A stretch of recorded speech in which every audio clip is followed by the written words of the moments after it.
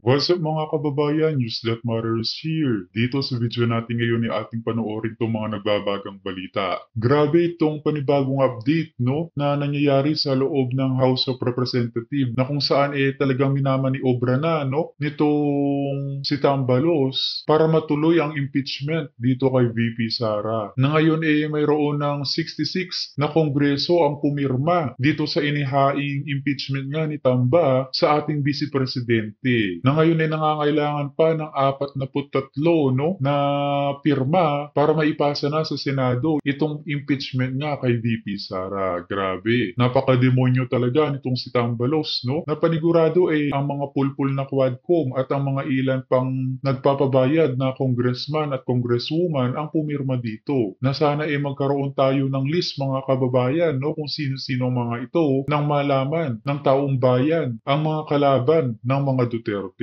Pero bagong lahat mga kababayan, huwag niyo po sana kalimutang mag-like at subscribe para updated ka sa mga uploads ko araw-araw. At yun na nga no mga kababayan, kung kaya naman hindi maiwasang sabihin ng sambayan ng Pilipino na parang ang presidente ngayon itong si Tambalos Romualdez ha, at hindi itong si Bonget na mas makapangyarihan pa itong Tambaluslos na ito kaysa sa isang bangag na presidente. Hay nako, kung kaya naman hindi ko na patatagalin pa, ito na ang buong video. Ngayong umaga lang po, may pumasok tayong natanggap na balita as of 8:25 kaninang umaga. I received an information coming from the House of Representatives, ang source mismo nitong si Philip na isang journalist, na there are already 60 na mga nag-co-sign o nag-signature dito sa mapangwasak, mapangintriga at minaniobra ni Martin Romualdez na uri ng impeachment demolition job na ginagawa nila sa ating Vice Presidente sa ngayon. So kulang na lang daw sila ng 53 or 43 kasi 103 ang target nila, 1/3 lang naman daw ang kailangan nila ng numero sa total na numero ng mga nakaupong kongresista sa House of Tambaluslos. So if this is true, so umuusad pala Grabe no. at hindi nila pinakinggan o nirespeto ang pahayag ni Marcos Jr. na hindi niya sinusuportahan o hindi niya ini-encourage at ini-endorso na magkaroon ng impeachment complaint o anumang maniobra sa impeachment laban kay Vice President Sara Duterte. So klaro kayo na walang respeto itong si Martin Romualdez. Kasi kung totoo po ito, that there are already 60 signatories na mga kongresista sa House of Tambaluslos ni Martin Romualdez na pumirma na dito sa maniobra ng mga komunistang terorista at ng kanilang mga kasabwat na mga hilaw na mga komunistang Dilawan at Tinklawan at mga Akbayan Group na lahat ay mga solid anti-Duterte sapagkat dinurog po ang kanilang bulok na politika at ang kanilang oportunistang mga ginawa laban sa ating bansa at mamamayan, kaya sila galit sa Duterte brand of leadership. If this is true, na itong mga komunistang teroristang party list group ng Makabayad at Kamatayan Group nila Nery Colmenares, Teddy Casino at nila Franz Castro, Arlene Brosas at Raul Manuel ay nakakuha na sila ng 60 signatories na mga kongresista sa ilalim ng House of Tambaluslos ni Martin Romualdez. Abay, hindi pwede po na tayo itatahimik at hindi pwede na hindi ito natin ibulgar at ilantad. Kasi kung totoo na nirerespeto. Grabe no mga kababayan, itong si Tambalos parang maastang presidente. Kala mo kung sinong makapangyarihan. Binibigyang galang at halaga ni Martin Romualdez ang public declaration ng kanyang pinsan na si Marcos Jr. na hindi dapat matuloy ang isang mapangwasak, mapangudyok at isang panggulo na uri ng pagkakaroon ng impeachment complaint na self-serving sa interes ng mga komunista at mga hilaw na komunista. Thank you, Maria Fema Duterte. Maria Fema Duterte sa iyong panunood. Thank you. Malinaw po na hindi karispe-respeto at hindi kagalang-galang ang mga binibitawang salita at pahayag ni Mr. Marcos. Kung ang kanyang pinsan, who happens to be the Speaker of House of Tambaluslos, ay hindi mapigilan at hindi po masawata at maitsapwera itong maruming laro ng maniobra ng mga komunistang terorista na mga operatiba like Nery Colmenares, Franz Castro, Teddy Casino at mga kagrupo nila gamit ang pagkukunwaring impeachment complaint against the Vice President at ang Dilawan faction na puro man ito mga bata-bata ni Martin Romualdez at ang kanilang grupong hilaw na komunista na nag-aastang komunista din kunwari itong kasabwat din ng CPP, NPA, NDF ngayon dyan sa House of Tambaluslos na Akbayan Group, kung sila ay nakakuha na ng 60 signatories ng mga kongresista na pumapabor na ituloy ang impeachment laban kay Sara Duterte, ay para ano pa mga ginagawang pahayag ni Marcos Jr.? Yan ang malaking tanong. Imelda Calves, thank you po sa pagpapakulay at suporta. Ang tanong na pangalawa, kung hindi nirerespeto hindi ginagalang ang public policy declaration na ginawa ni Mr. Marcos Jr. bilang Pangulo ng Bansa at itutuloy pa rin na itong mapangwasak, pang-intriga at panggulo at pangharas na ginagawa ng mga komunistang teroristang puwersa ng mga urban operatives nila sa loob ng Kongreso laban sa duly elected by more than 32 million Filipinos na ating Vice Presidente. Pag hindi ito mapigilan at walang magawa si Marcos dahil nag-aastang inutil siya sa kumpas at maniobra sa maruming laro ng politika ng kanyang pinsan, sino makakapagpigil? Aba, nagsalita na po ang Iglesia ni Cristo. Ang sabi ng Iglesia ni Cristo, naninindigan sila na sinusuportahan nila ang naging pahayag nung nakaraang mga araw ni Mr. Marcos bilang Pangulo ng Bansa na dapat walang gagawing impeachment complaint. Saan man manggaling ito, laban sa Vice Presidente o kanino man, sapagkat ito ay pagmumulan ng paglubha at pagtindi ng political bickerings and political conflict na pwedeng makaapekto seriously sa kalagayang pangpolitika o stabilidad ng ating bansa at ganoon din po sa ating ekonomiya na patuloy po na dumadausdos at nalulugmok sa krisis at paglawak ng kahirapan at mga kakulangan ng kita, kabuhayan, income at serbisyo na dapat ay tugunan sa pangangailangan ng milyong-milyong mahihirap na mamamayan. Kung ganun po, na nanindigan na ang isa sa mga major religious congregation next to the Roman Catholic Church na siyang pinakadominante pa rin sa Pilipinas na religious group and congregation, ang Iglesia ni Cristo ay pumapangalawa o isa sa mga nangunguna na mga religious dominant groups sa Pilipinas, hindi ito kinikilala ng grupo ng mga komunistang terorista at mga hilaw at impostor na kasabwat nilang mga bulok na pinklawan na mga dilawan na mga politiko.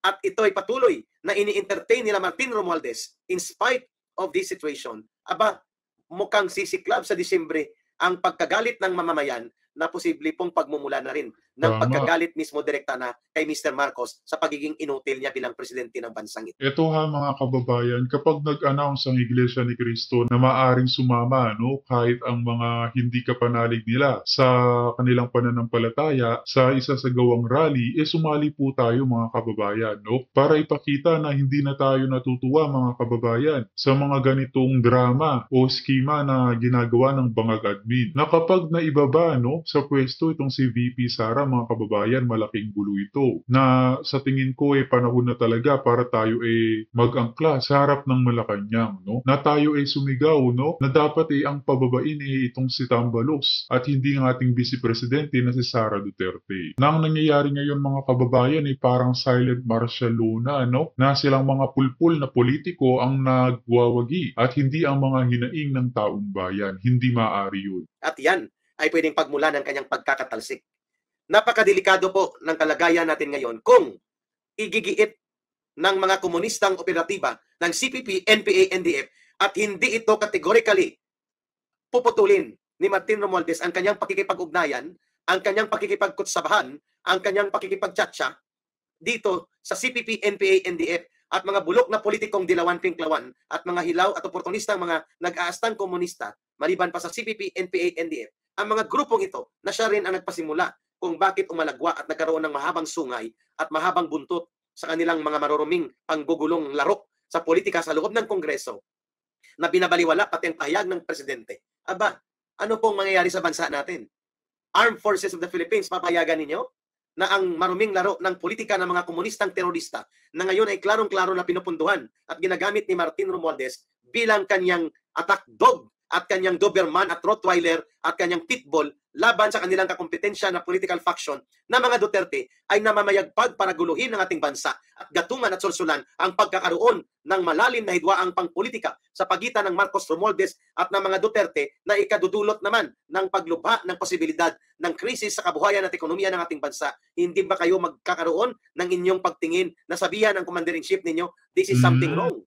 That the communist urban operatives are doing their dangerous and dirty games of political maneuvers in the guise of alliances with the Speaker of the House na pinsan po ninyo, ay mukhang nag-aalangan tayo nito sa sitwasyon na pwedeng sumambulat ang mas malaki at malubhang krisis sa ekonomiya at politika ng ating bansa.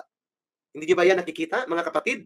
Mga ginagalang namin ng mga opisyal na pamunuan sa Armed Forces of the Philippines? This is a very dangerous and very serious game of destruction of our democratic institutions. Ang mga kalaban ng bansa ang kalaban ng Estado, ng pamahalaan at tagapagtaguyod ng pagpatay, panununog, pangbobomba, pang-ambush at panggugulo sa ating bayan, itong mga CPP, NPA, NDF ay namamayagpag at sila ngayon ay pinupunduhan, sila ngayon ay inuudyukan, sila ngayon ay pinapalakpakan ng grupo ni Martin Romualdez, and yet walang boses at imik si Marcos Jr. that he is being scandalously defied and he is being insulted sa ganitong laro ng maruming pamumulitika ng kanyang pinsan. Ay naku, anong uri ng pagkatao meron ng presidenteng ito na hindi niya kayang panindigan ang kanyang public declaration and statement. Klaro? So, Iglesia ni Cristo, malamang matutuloy ang kanilang pagsasagawa ng mapayapang kilos protesta upang i-voice out ang sentimiento nila na hindi na tama ang ganitong maruruming laro at mapangwasak at panggulo na uri ng maniobra ng mga komunistang grupo at kanilang mga kaalyado, no less than including the Speaker of the House, para magkaroon ng impeachment complaint laban sa Vice Presidente. Ayun. Pangatlo na punto de vista natin dito. Ang resulta nito, kapag nakita ng taong bayan na hindi kayang panindigan ni Mr. Marcos ang kanyang pagpapahayag, ang kanyang deklarasyon, ang kanyang public statements which have an effect of a policy like ayaw ng impeachment laban sa Vice Presidente, magkakagulo at mawawala sa focus ang ating bansa at ang kanyang pamahalaan. If these are openly being defied by the enemies of the state, like the CPP, NPA, NDF, ay aba, saan ang paninindigan ng bansang ito, ng gobyernong ito ni Marcos, kung ang mga kalaban na pumapatay sa atin at nagwasak ng ating bayan at tagapagpasabog ng kaguluhan at terorismo sa ating bansa, sa loob ng mahigit 50 taon ay siya ngayon ang nagdidikta kung paano magkaroon ng kaguluhan sa loob ng ating pamahalaan, because they were already able to get more than 60 na daw ang bumoto o nagpirma sa kanilang walang kwenta at basura na uri ng impeachment na panggulo at mga panunulsol. At dito sa video natin ngayon mga kababayan ating panoorin itong dalang balita ni Madam Maharlika na kung saan itong si Liza Butad may ginurgur di umanong PSG at kung anong rason ating mapapakinggan. Ating sabay-sabay na panoorin to mga kababayan sapagkat malala na talaga ang mga galawan ng mga bangag. Ang asawa ng presidente ninyong adik sa pulburon na si Lisa Tanas, hindi lang kidnapper, hindi lang smuggler, hindi lang mafia. Okay, dahil gusto nyo talagang burahin ang landas ko dito, literal, sa social media, 2 Facebook na nga Ang Facebook page ang tinanggal nila sa akin palangga Last year, di ba? Tinanggal nila, ginawa nila ng paraan para ma-take down. At gusto nila akong gurgurin, literal. 3 assassins, 10 million bounty sa utak ko, ay sa ulo ko, mahigit pa dyan. Dahil sa mga ganitong klaseng informasyon. According to our source, mga kababayan, actually 2 ito, ang unang nag-send dito sa akin, kasi ganun ako, bine-verify ko Doon sa mga ibang puting asan, paki-verify nga ito kung mayroong ganyang chika boom boom. Okay, here's the chika boom boom. Ulitin ko, allegedly, it's not coming from me, but ito ay coming from the puting as according to our source. Ang maingay at mainit na chika ngayon ay ang pakikipagtsuksaka ni Lisa Tanas sa PSG at ginurgor itong PSG. Ang source, ulit-ulitin ko, kung nanood tayo kanina, ito rin yung sasabihin niya, pinakita ko pa sa inyo message, ang source ay ang kabit ni Anton. Grabe. Okay? Kaya nga sabi ko, actually sinagot ko siya dito oh my God, ilan ba ang kabit ni Anton? Sabi kong ganon. Ito pala, mapapapala yung usapan namin, nag-usapan pala kami. Lam had an affair with some police or PSG military, whoever. With some. Marami. With some, kung pwede mo interpret na ng bongga-bongga to, Lam had an affair with some police, more than one. Kasi kung isa lang, with, di ba? With PSG, with certain PSG, o may pangalan pa ito, Colonel, mga ganon-ganon. Pero ito with some police or PSG military. So, tatagalugin natin na si Lisa Araneta Marcos, aka kidnapper, smuggler, polboronic, na ayaw magkaso kay Maharlika dito sa Amerika dahil takot na takot yung putang inang yan na maikaray siya sa Korte ng Amerika at siya ang nagpapatanggal ng ating mga Facebook page, siya ang nagbabayad ng troll dahil galit na galit siya kung ang Facebook page kaya nilang patanggal, kung kaya gusto nila tayong gurgurin dyan, talagang ang literal na gugurgurin ako. Lam had an affair with some police or PSG or military, whoever, and that man has since been killed. Okay? Recent lang yan. Yan ay galing kay sa source ni Anton. Kasi sabi ko, oh my God, ilan ba ang kabit ni Anton? Kasi di ba, meron pa ang iguana. Di ba? Meron pa tayong iguana chuchu? Anton, ilan sabi niya, eto pala, hindi ko nabanggit sa inyo. Sabi niya, Anton, ilan ang kabit? Madami. Sabi niya, papatulan niya lahat except si Laila Di Saba. Ha ha ha. Gusto niyo mabasa yung sinabi? Ito para lang kayo maniwala sa sinabi ko. Hindi ko to nabasa kanina eh. Okay? Alright. Tanongin lang natin, baka makita yung kanyang pangalan at magurgur ha. Yan natin. Sabi niya, hindi ako nagsabi nito. Si Palangga. Palangga. Ba't ibang lumabas? Dali. Saan na yan? Ito. Sabi niya, Anton, sabi kasi tanong ko, kabit na naman. Sabi niya, Anton, kabit, madami. Papatulan niya lahat except si Dilima. Hindi ako nagsabi niyan. Siya ang nagsabi niyan. Diba? Kaya sabi ko, oh my God. Oh my God. Ayan. See that? Ngayon, mga kababayan, the reason why, gusto tayong gurgurin lahat, gusto gurgurin si Inday. So, paulit-ulit natin dito, i-echo nyo to. Okay? I-echo nyo itong ang ating who is iguana. So, ilan ba dapat na PSG ang magurgur bago kayo kumilos? Kaya nga kinakausap ko kanina, lahat ng mga tao sa Pilipinas, ilang dapat magurgur na mga military? Ilang dapat ang magurgur sa baha? Ilang milyon dapat ang magutom at mawala ng bahay dahil sa palpak na pagpapatakbo ng mga bangag? Imagine mo, nauubusan na raw tayo ng budget para sa ating disaster o sa ating mga immediate, what do you call it? Yung mga kalamidad. Pero namimigay ng sobre si Lisa sa party niya, kasama yung kanyang mga kaklase. Namimigay si Lisa Tanas ng mga payola, nagbabayad si Lisa ng bounty sa ulo ko, nagbabayad si Lisa Tanas ng milyon-milyon ng proxy cases para sa akin at sa iba pa, pero walang budget para sa inyo. Hanggang ngayon, di pa natatanggap ng mga elderly yung kanilang social pension. Dahil gipit, kayo dyan, ang mga military, ang pangako sa inyo ni Tambaloslos, 350 per day ba na allowance? Pero recently, ano sabi? 250 na lang daw? Ano yun? Talaga bang hindi kayo kikilos? Although kumikilos ng ating mga palangga, ang ating mga SSRine, fellowship. Lahat ng mga leaders dyan, pumunta na kayo dyan, huwag na kayo magpatumpik-tumpik pa, pumunta na kayo, and shout out doon sa ating mga naiiwan hanggang ngayon, nandyan pa rin sa EDSA, hindi sila uuwi, taga-probinsya sila, pinost ni Maui, Princess Maui. Ito na ang larawan ng inyong bansa. Okay, balikan natin ito, kasi nakakalimutan nyo lahat eh. Okay, balikan natin to. Okay, ang unang babalikan natin mga palangga ay, mamaya na yung nabudol song. Okay, INC si Lisa Tanas, according to my source, yung kanyang, attorney puting ahas, yung kanyang katsukchakan ay pinagurgur nila. Here we go. INC at ang inyong, eto balikan nyo ulit, at ang inyong miyembro na si Taberna ay kinasangkapan at nakipagkasangkapan kay Lisa Tanas. Here we go. Hi, Katanine. How are you? Okay, so this is my latest Marites. Vic is out.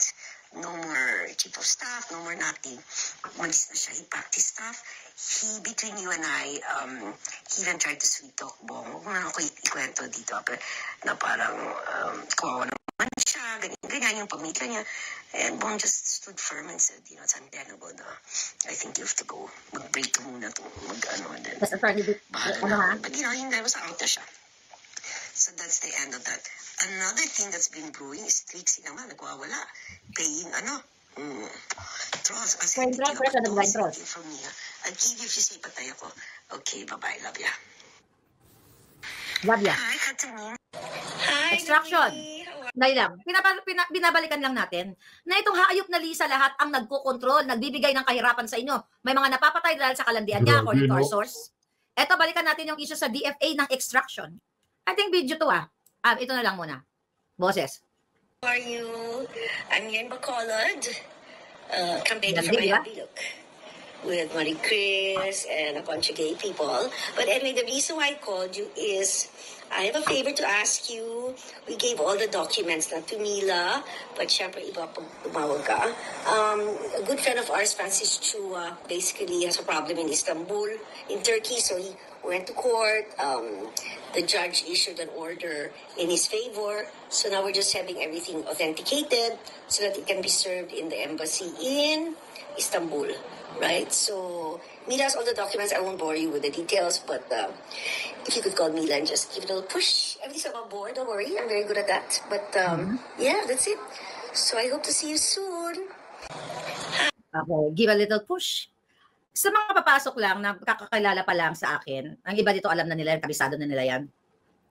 Yung mga audio, okay, na pinasendil ko sa inyo, yun po yung sinasabi kong kidnapping na sangkot si Lisa, na extraction. Okay, tinawagan niya ang asawa ni Teddy Boy Locsin Jr. na bigyan ng little push, meaning Kaya palang bali-balita ngayon mga kababayan, hindi si Bungit ang parang nagmamaniobra sa ating gobyerno, no? Kundi itong sinatambalos at ang kanyang asawa. Kaya pala nasabi ni VP Sara na hindi marunong magpaka-presidente itong si BBM, no? At totoo pala yun mga kababayan. trabahuin at maniobrahin, manipulahin ang mga dokumento na dadaan sa departamento ni Teddy Boy Locsin at sa DFA. Etong mga dokumento na ito, 'di ba, sabi niya, ang judge ay pumabor dito kay Francis. At sabi niya kanina, 'di ba, nagpabor at itong mga kaso na sinampa niya, later on, 'di ba, na ano 'yon, na basura, na umatras yung na-vlog natin, umatras yung nag-file ng case kasi mga fabricated cases 'yon. Na iniobra ni Lisa para maisakatuparan nila. Ito yung reason. Kaya tinatawag ko siyang kidnapper dahil siya ang nag-utos sa asawa ni Teddy Boy Locsin during that time, panahon pa ni Pangulong Duterte, yung papalit pa lang, ng transition pa lang, okay? Mga palangga, para manipulahin ang mga dokumento para maisakatuparan ang pagdukot nila sa Istanbul, Turkey, sa dalawang bata. You know that already. Ito yung ano na lang to, review na lang ito. Pinapakita ko itong mga audio na pinaforward sa atin ng ating mga puting ahas. Sabi ko nga, noong Agosto 2022, ako lang, may mga iba pa nagsasalita, syempre, about sa kaputahan sa kaletsyahan ng bangag na gobyernong ito. Sabi ko sa inyo, kung gawa-gawa ko lang, do you think magbubunga ba ito? Inday Sara speaking up, Pangulo Duterte speaking up, nagsasalita kayo lahat. Now, INC speaking up.